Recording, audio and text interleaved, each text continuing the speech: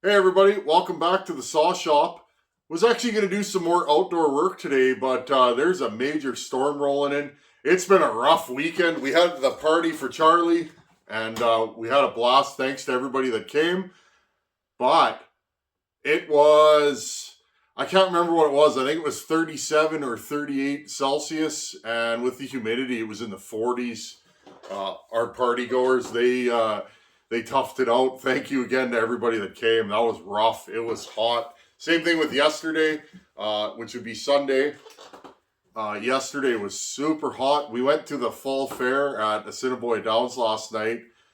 Took baby Charlie there so we could win her a big stuffed animal, but we had to wait till it was super late because it's funny.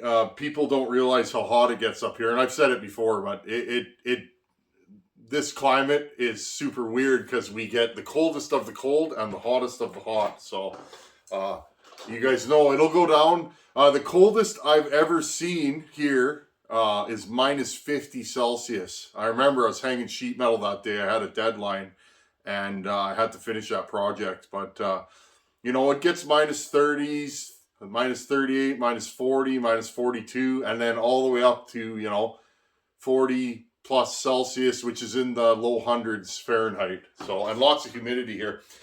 Anyhow, I'm not going to flap too long today. I want to get going or finish on this Ms460. Today's video, I'm going to do just a little tiny wee bit of upper transfer work and get that going. And let's get the intake shaped and get the exhaust polished and widened just a hair. I'm not going to raise the exhaust. The exhaust is at 100 on this saw. I think that's a good number. What I did, friends, I'm not sure if you guys can see. All I do a lot of times, I'll take a marker.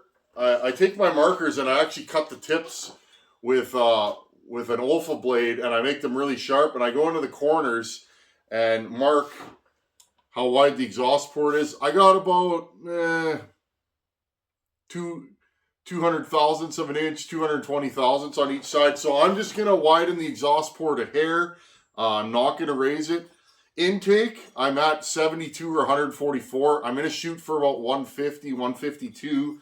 And my upper transfers, there's some casting flaws right from the factory in there. And I'm going to go inside there and just clean them up just a hair. So anyhow, I'll bring you guys in, show you what I'm doing, and then I'm going to get to porting because I want to get a couple of saws done in the next couple weeks. Okay. There's our Tin Man Eyes transfers. You guys see that little line there? It's like a casting mark in the front of the transfers. Both sides have it. I'm just going to go in there and smooth that out. Lots of carbon in the exhaust port. There you go. You guys can see it. I got to get rid of that. Stills tend to be carboned up here. I don't know why, but I get that a lot. And then I'm going to lower the intake 2 degrees, 3, somewhere around there to get me 6 degrees of total opening. I'm going to widen it just a hair. Now you guys can see I can't go too far. So what I'm going to do is, and again, look at the ports in your saw and decide. This side is straight in. This side is probably the side that's going to have some flow issues. So what I'm going to do is I'm going to go in here and I'm going to try and blend this in, and I'm going to widen this side just a hair. This side will probably stay where it is because I'm getting a little thin there. Okay. I noticed both of the rings end up in the intake on this saw. I checked that at bottom dead center. I can see the top ring. With the base gasket in, it's probably even worse. So I may go in and lung or Drake intake this side and that side. I've done that on Stihls before and they run really good. And then again, just lower the bottom a bit. I'll check in with you guys as I make progress. Okay, I got the upper transfer roughed in. There's the stock one. I drew a line there. Hopefully you guys can see that. Just to show you, it's tipped up at the front. Okay, the front is this side. Okay, and here's my upper transfer. I got to chamfer it a little bit in here, but I don't really need to chamfer it because the ring won't go in there, but you guys can see I widened it just slightly and reshaped it slightly. And what I did was I went in there. You guys can see it's now blended all the way to the back. I went in there and I just pitched the leading edge up just a little bit. I've said this before and I'll say it again. If you're new to porting, I probably wouldn't touch those upper transfers. You guys will want to know what I got in there with. A lot of that work was done with this, friends. Okay. Very fine work. And, okay, you got to get in there and make sure you don't chatter. It's really easy to chip plating in upper transfers. So, okay,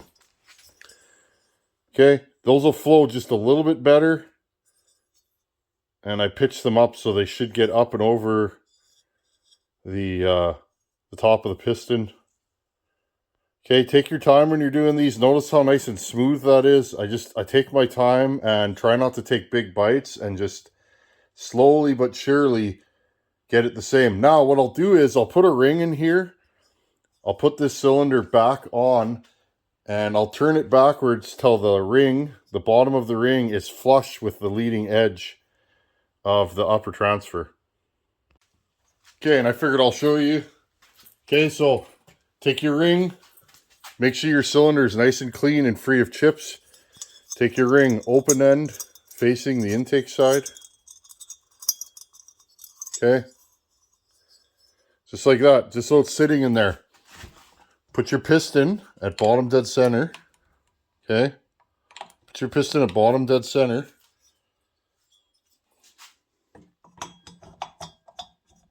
Put your cylinder back on. A little bit harder on a Stihl because the cylinder doesn't go in to the crankcase. Okay, make sure it's good to go. Hold it down like this. Okay, now turn it backwards. The direction it travels this way. Okay, what I do is I turn it backwards. I'm going to go to say 125 and see where we're at. Okay, now you take your cylinder off.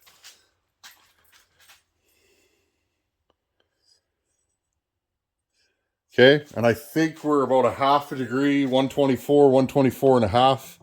Remember, this exhaust opens at 100, so that would tell me that my transfer timing is 24 degrees.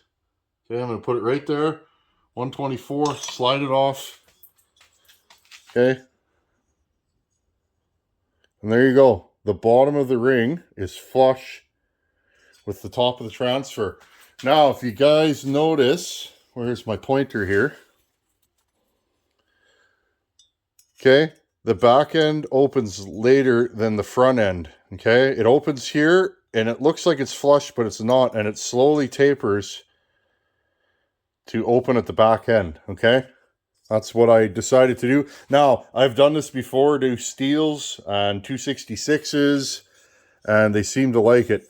Now, if you guys look, there's the stock transfer. I really didn't raise it, did I? Okay, all I did was blend it up just slightly. It's very minute. Okay, and actually, friends, I think we can go about another half a degree. And I'll just show you guys. Okay. So yes, I'm actually shortening my blowdown just a hair.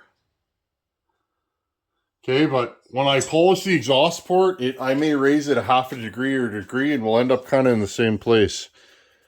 Okay, take this. There, now it's completely flush. Now you can look at the stock side. Okay, so I'm basically blending it to the chamfer.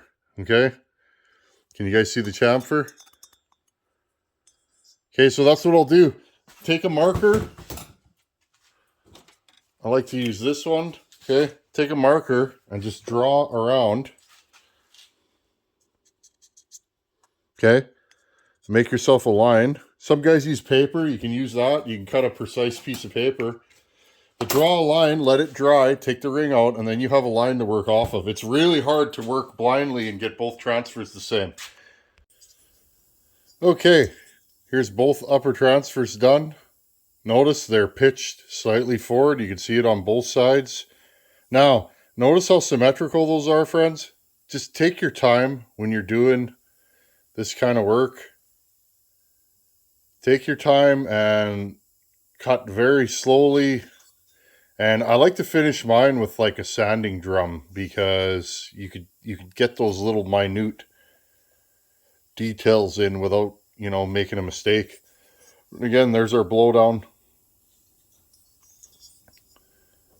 Okay, so take your time and, less is more on upper transfers. Well, on these kind anyways. I didn't want to make these.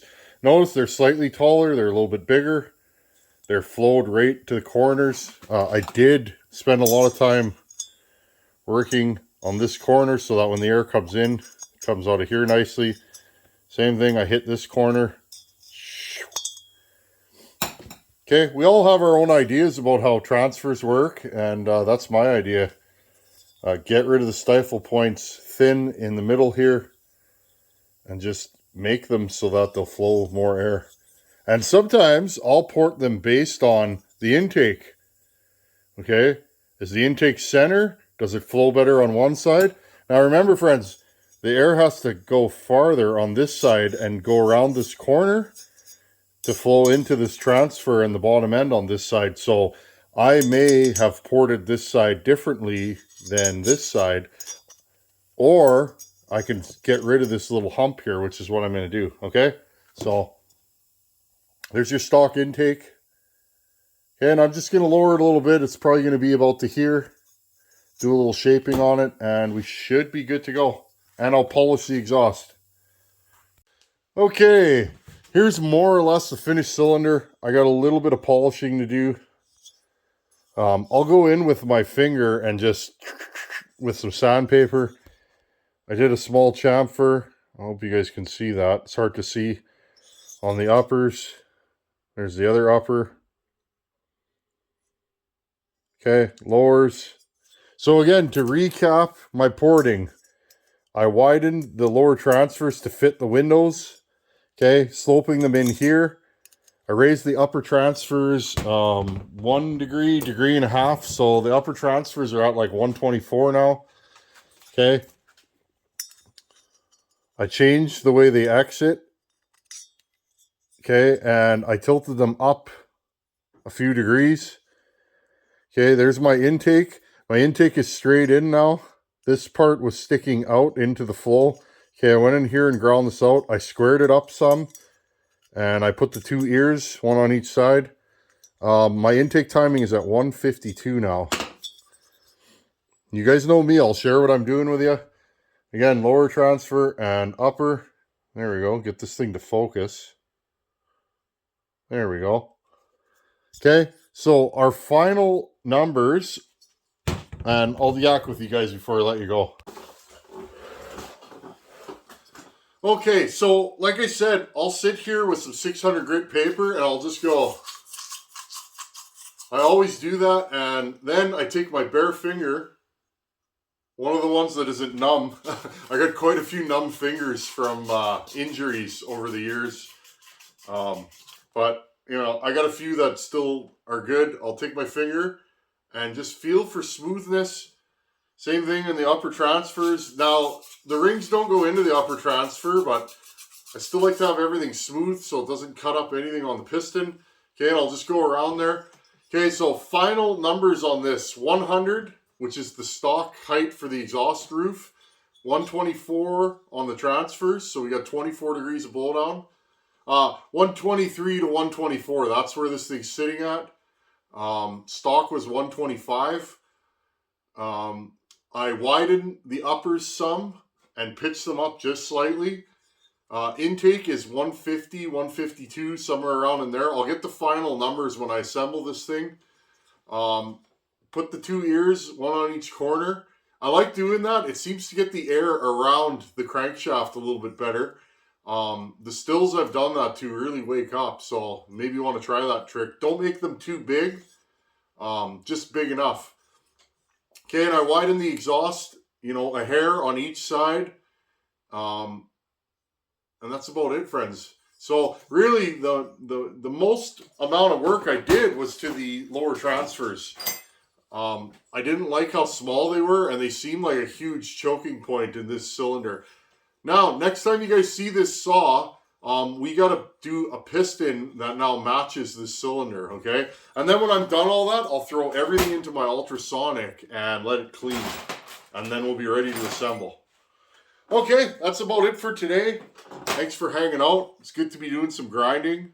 And we'll see what we have when this saw's back together and running. Thanks for watching. Take her easy. Later. Hey everybody, it's time for question of the day. The wind picked up, so if you can hear wind ripping through the trees, that's what's going on. It was calm out, but suddenly decided to be windy out. Oh well, I'll take it because I'm in a blink and it's going to be winter and I'll be yearning for a night like tonight. Oh well, that's the way it goes. Anyhow, today's question comes from Nick Sanders. How's it going, Nick?